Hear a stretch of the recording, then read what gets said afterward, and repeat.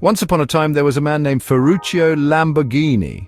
A brilliant chap he was. He didn't start with sleek, low-slung supercars. Oh no, he started with something much more sensible. Tractors. Yes, you heard me right, tractors. Big, strong, reliable machines for tilling the Italian soil. Ferruccio was good at it too. He built an empire on these workhorses. He understood engines. He knew how to make things powerful and tough. This was a man who knew metal, mechanics, and how to get things done properly. His tractors were the best. Now, Ferruccio, being a successful Italian gentleman, naturally had a taste for fast cars. He owned several, including a Ferrari. A beautiful car, sure, but Ferruccio found its clutch to be a bit rubbish. It kept breaking. And being a mechanical genius, he thought he knew why. He even thought he could make a better one. So he decided to have a little chat with Enzo Ferrari himself. A bit of friendly advice, you see, from one Italian industrialist to another. He just wanted to help improve the car he loved. This meeting, well, it didn't go as planned. Enzo Ferrari, a man not known for his humility, basically told Ferruccio to stick to his tractors. You may know how to drive tractors, he supposedly sneered, but you will never know how to drive a Ferrari. Big mistake, Enzo. Huge! You don't say that to a man like Ferruccio, a man with engineering in his blood and a healthy dose of Italian pride. That was the moment, the spark, the point where Ferruccio said, right, I'll show him, I'll build my own supercar. And so Lamborghini Automobili was born. Not out of a desire to make just another car, but out of spite, out of passion, and out of a burning desire to build a better Grand Tourer than Ferrari. He wasn't just going to compete, he was going to create something magnificent, something that would make Enzo eat his words. He had the money from his tractor business, he had the engineering know-how, and now he had the motivation. A very powerful, very Italian kind of motivation. The world of supercars was about to get a serious shake-up.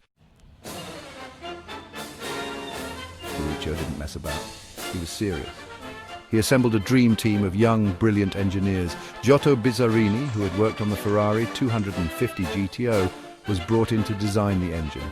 This engine was a masterpiece. A glorious V12. It was powerful. It was sophisticated. It was everything Ferruccio wanted. The plan was simple. Build a refined, powerful GT car. Something that could cruise comfortably but also unleash hell when you prodded the accelerator. The first prototype was the 350 GTV. It was shown to the world in 1963. It was a statement. The 350 GTV was a bit raw, a prototype, but it showed intent. It was sleek, it had that amazing V12, and it looked different. Then came the production version, the 350 GT in 1964.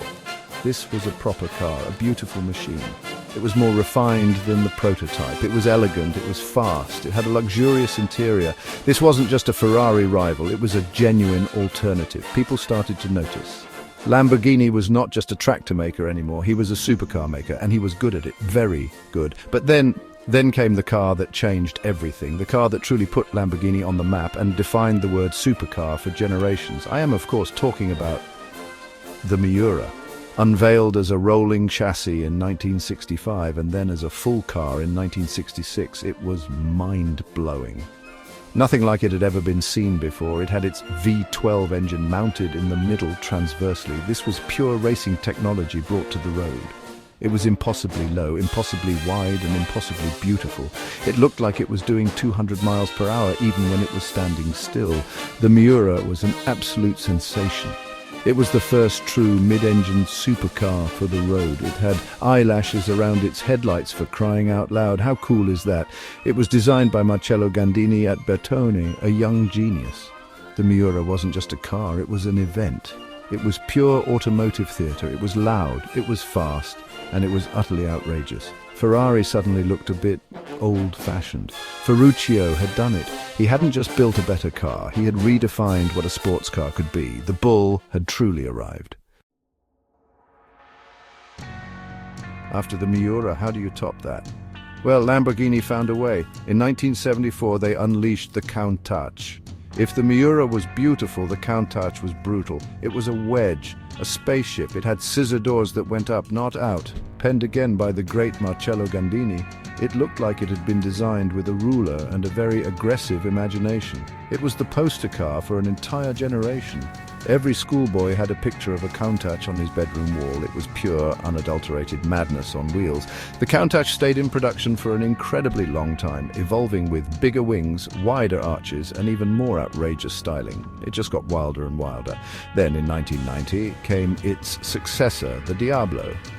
The devil, and it lived up to its name. It was smoother than the Countach, perhaps, but still utterly menacing. It was the first Lamborghini capable of exceeding 200 miles per hour. It was a beast, a thundering V12 monster that demanded respect. It continued the Lamborghini tradition of being utterly bonkers and incredibly fast. Then, the early 2000s brought us the Murcielago, named after a legendary fighting bull, of course. Under Audi's ownership by this point, the Murcielago was perhaps a bit more refined, a bit more German in its build quality. But don't think for a second it had gone soft. Oh no, it still had a massive V12, it still had scissor doors, and it still had that insane Lamborghini presence. It screamed, "Look at me!" It was followed by the even more angular and aggressive Aventador, a car that looked like a stealth fighter for the road.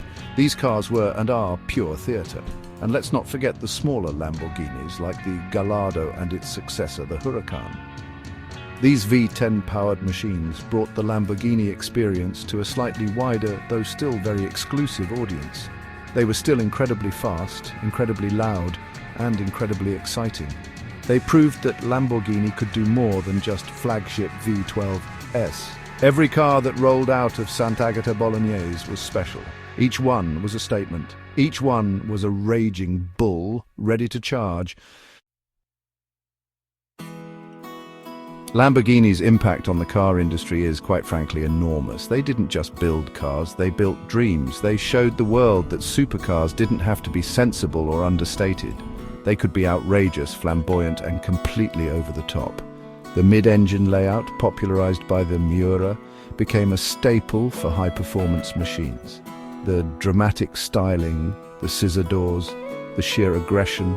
Other manufacturers tried to copy it, but none could truly replicate that Lamborghini magic. They pushed boundaries constantly. In pop culture, Lamborghini became a symbol of success, of rebellion, of extreme wealth, and of course, extreme speed. You saw them in movies, in music videos, on posters. Owning a Lamborghini wasn't just about owning a fast car, it was about making a statement.